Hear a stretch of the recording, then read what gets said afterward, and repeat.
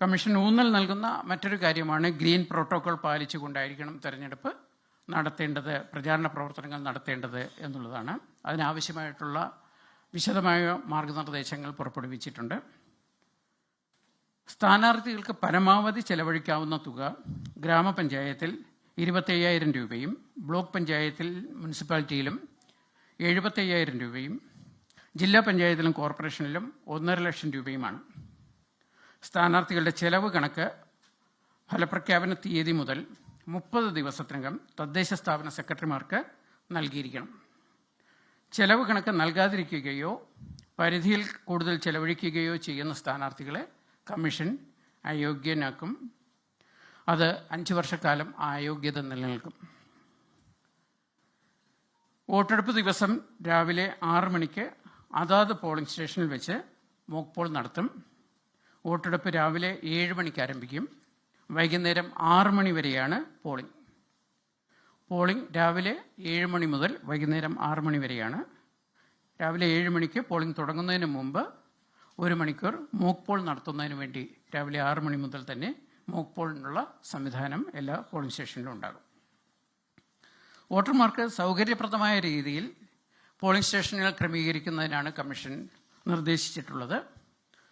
അടിസ്ഥാന സൗകര്യങ്ങളായ ഇലക്ട്രിസിറ്റി, കുടിവെള്ളം, റാമ്പ്, സുഗമമായ വോട്ടിങ്ങിനും വിശ്രമിക്കുന്നതിനുമുള്ള സൗകര്യം എന്നിവ എല്ലാ പോളിംഗ് സ്റ്റേഷനിലും ഏർപ്പെടുത്തും. വോട്ട് ചെയ്യുന്നതിന് ഹാജരാക്കാവുന്ന തിരിച്ചറിയൽ രേഖകൾ കേന്ദ്ര തെരഞ്ഞെടുപ്പ് കമ്മീഷൻ നൽകിയ തിരിച്ചറിയൽ card, passport, driving licence, PAN card, photo പതിച്ച SSLC ബുക്ക്, ഏതെങ്കിലും നാഷണലൈസ്ഡ് ബാങ്കിൽ നിന്നും 6 മാസത്തിന്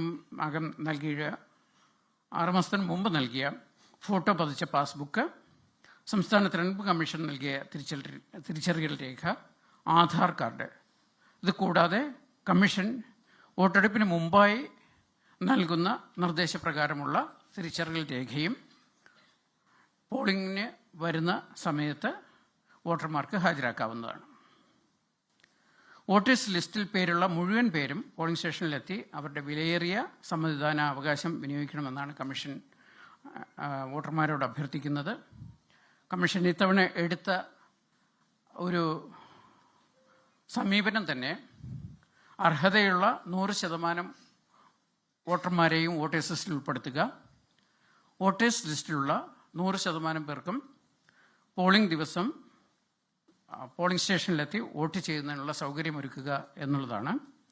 അതുകൊണ്ട് ഏറ്റവും പ്രധാനപ്പെട്ട ഒരു തെരഞ്ഞെടുപ്പ് എന്നുള്ള നിലയിൽ തദ്ദേശ സ്ഥാപന തെരഞ്ഞെടുപ്പിലേക്ക് മുഴുവൻ വോട്ടർമാരും എത്തി വോട്ട് രേഖപ്പെടുത്തണം എന്നാണ് കമ്മീഷന് അഭ്യർത്ഥിക്കാനുള്ളത്.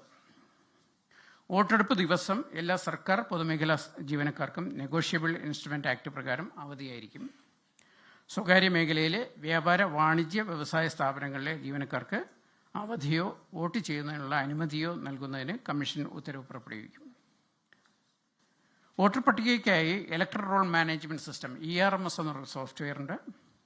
തെരഞ്ഞെടുപ്പ് ഡ്യൂട്ടിക്ക് നിയോഗിക്കുന്ന ഉദ്യോഗസ്ഥരുടെ വിവരങ്ങൾ രേഖപ്പെടുത്തുന്ന ഡ്രോപ്പ് സോഫ്റ്റ്വെയർ ഉണ്ട്. വോട്ടെണ്ണലിനായി ട്രെൻഡ് എന്ന് പറയുന്ന സോഫ്റ്റ്വെയറാണ് ഉപയോഗിക്കുന്നത്. ജില്ലാ തെരഞ്ഞെടുപ്പ് ഉദ്യോഗസ്ഥർക്കും വരണാധികാരികൾക്കും സെക്ടറൽ ഓഫീസേഴ്സിനും പ്രിസൈഡിംഗ് ഓഫീസേഴ്സിനും പ്രീ പോൾ ഡേയിലും പോൾ ഡേയിലും ഉപയോഗിക്കുന്നതിനായി പോൾ മാനേജർ ആപ്ലിക്കേഷൻ തയ്യാറാക്കിയിട്ടുണ്ട്. സ്ഥാനാർത്ഥികൾക്ക് അവരുടെ നോമിനേഷൻ നൽകുന്നത് സംബന്ധിച്ചുള്ള വിവരങ്ങൾ രേഖപ്പെടുത്തുന്നതിന് വേണ്ടി നോമിനേഷൻ മാനേജ്മെന്റ് സിസ്റ്റം എന്ന സോഫ്റ്റ്വെയർ ഏർപ്പെടുത്തിയിട്ടുണ്ട്.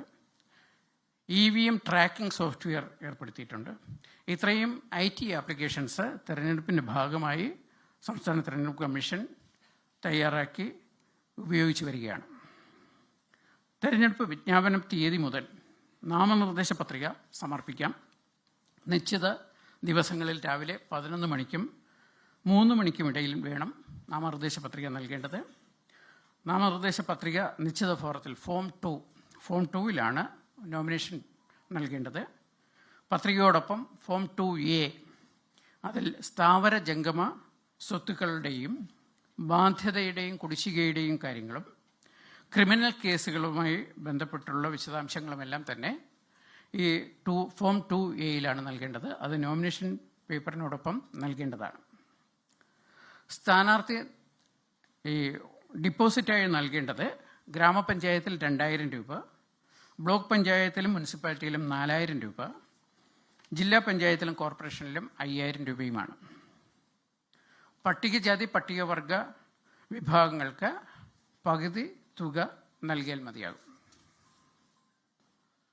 സ്ഥാനാർത്ഥികൾക്ക് നോമിനേഷൻ നൽകുന്ന ദിവസം 21 വയസ്സ് പൂർത്തിയായിരിക്കണം.